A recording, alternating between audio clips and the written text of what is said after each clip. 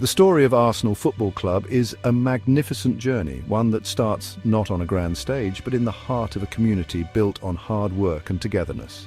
It all began in 1886, a time of industry and change in South London. A group of men, workers at the Royal Arsenal Munitions factory in Woolwich, decided to form a football team. They called themselves Dial Square, named after one of the factory's workshops. Their first match, a resounding 6-0 victory over Eastern Wanderers, was a sign of the ambition that would come to define the club. These weren't professional footballers, they were ordinary men with a passion for the game. Pooling their own money to get the club off the ground, this fledgling team quickly evolved, a process that mirrored the rapid changes happening in football at the time. Soon after their formation, the club adopted the name Royal Arsenal, a nod to their workplace and local identity. They started to make a name for themselves, winning local trophies and building a loyal following amongst the factory workers and the wider Woolwich community. The club's early success was built on a foundation of grit and determination. They turned professional in 1891 and 2 years later changed their name again to Woolwich Arsenal, becoming the first southern club to join the Football League. This was a massive step, a declaration of intent to compete with the established powerhouses of the north. The early years in the Football League were a real test of the club's character. They faced financial difficulties and the challenge of attracting crowds, given their geographical isolation from the other league clubs. Despite these hurdles, they persevered, eventually winning promotion to the First Division in 1904. Key players from this era, like the prolific goalscorer Tim Coleman, helped establish the club as a competitive force. However, the financial struggles continued to mount, and by 1910, the club was facing bankruptcy. It was a perilous time, one that could have seen the end of the story before it had truly begun. But resilience has always been part of Arsenal's DNA. A crucial turning point arrived in 1913, a moment that would forever alter the club's destiny. Under the new chairmanship of Sir Henry Norris, a visionary and controversial figure, the decision was made to move the club across the river to North London. They found a new home in Highbury, a move that was met with fierce opposition from other London clubs, but proved to be a masterstroke. This relocation laid the groundwork for future success, placing the club in a densely populated area and giving it the platform to grow into the giant it is today. In 1914, the Woolwich was dropped from the name and they simply became Arsenal Football Club, ready to start a new chapter. The move to Highbury marked the beginning of a golden age, an era defined by one of football's greatest innovators, Herbert Chapman. When Chapman arrived as manager in 1925, Arsenal were a respectable but unremarkable club. He brought with him revolutionary ideas about tactics, training and club management that would change not just Arsenal, but the entire sport. He introduced the famous WM formation, a tactical system that provided a perfect balance between a solid defence and a potent attack. Chapman was a true visionary, thinking about everything from numbering the players' shirts to installing the iconic clock at Highbury, which gave the ground its famous clock end. Under Chapman's guidance, Arsenal were transformed from mediocrity into the most dominant team in England. The first piece of major silverware finally arrived in 1930 with a glorious FA Cup victory, as goals from Alex James and Jack Lambert secured a 2-0 win over Huddersfield Town. This triumph was the catalyst for an unprecedented period of success. The team was packed with legends, the creative genius of Alex James, the powerful presence of Cliff Bastin on the wing, and the goal-scoring prowess of David Jack. Chapman had assembled a team of superstars who played with a style and swagger that captivated the nation, making Arsenal the team everyone wanted to watch.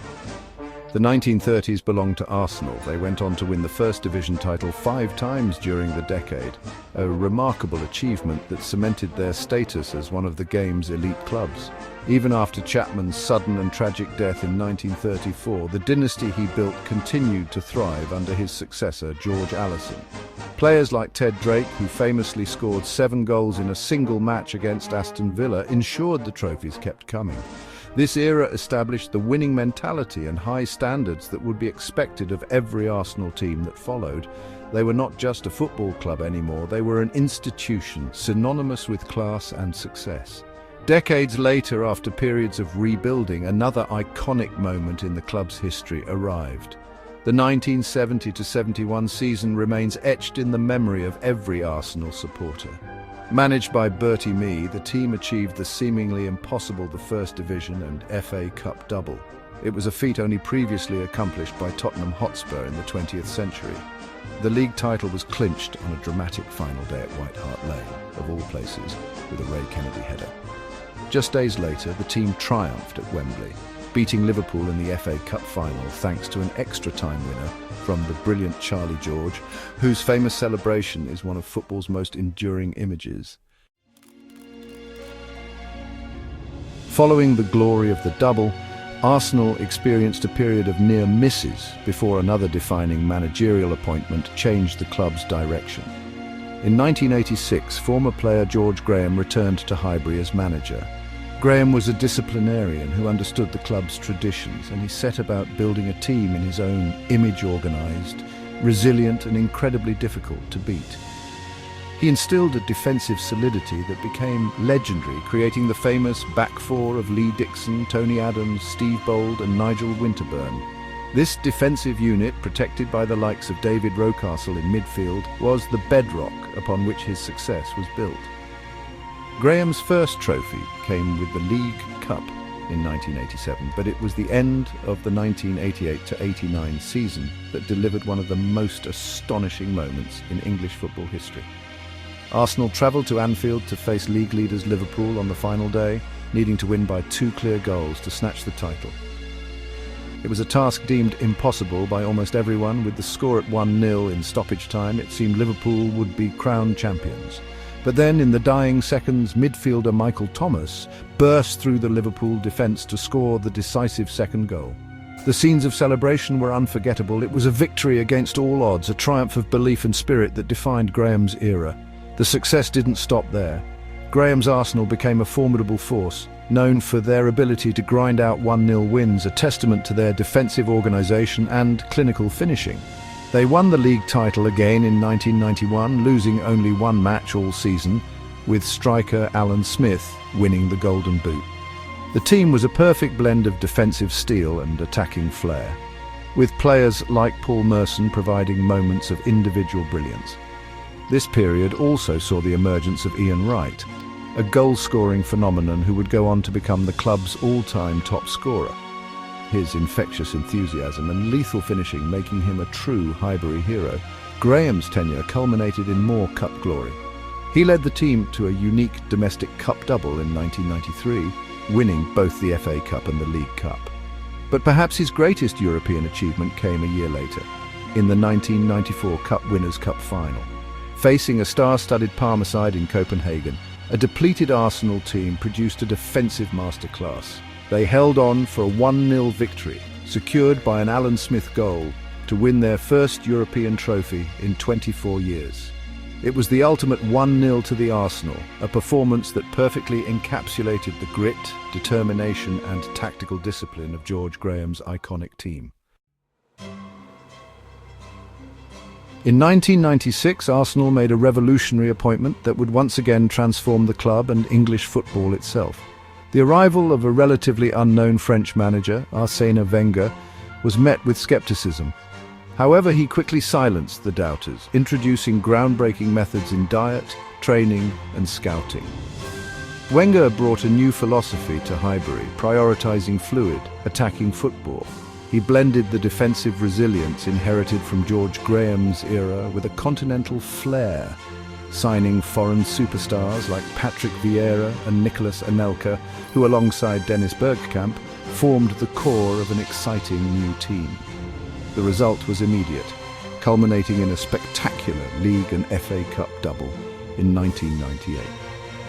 Wenger's influence created some of the most beautiful football the Premier League has ever seen. The pinnacle of his reign, and arguably the greatest achievement in the club's history, was the 2003-04 season. His team, featuring legends like Thierry Henry, Robert Pires and Solskjaer Campbell, went the entire league season without losing a single game. They became the Invincibles, a team that played with such style, power and grace that they seemed unstoppable. Winning the Premier League title with a gold trophy to mark their unbeaten record was a unique and historic accomplishment. a testament to Wenger's footballing vision and the incredible talent he had assembled. The success under Wenger necessitated a move away from the beloved but capacity-limited Highbury. In 2006, the club relocated to the state-of-the-art Emirates Stadium, a move designed to secure Arsenal's financial future and allow it to compete with the biggest clubs in the world. While the move coincided with a leaner period for trophies, Wenger continued to deliver Champions League football year after year. He also oversaw another period of FA Cup success, winning the trophy 3 times in 4 years between 2014 and 2017, becoming the most successful manager in the competition's history. Players like Cesc Fabregas, Robin van Persie and later Alexis Sanchez lit up the Emirates during this time. Today, on 17th September 2025, Arsenal continues to build on its rich heritage. Playing at the magnificent Emirates Stadium, the club is now under the guidance of Mikel Arteta, a former captain who learned his trade under Wenger.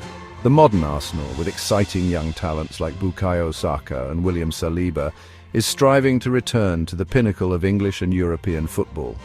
From a small team of munitions workers in Woolwich to a global institution with millions of fans, Arsenal's journey is one of resilience, innovation and glory. The spirit of Dial Square lives on, a constant reminder that with passion and unity, anything is possible. Victoria Concordia Crescit, victory through harmony.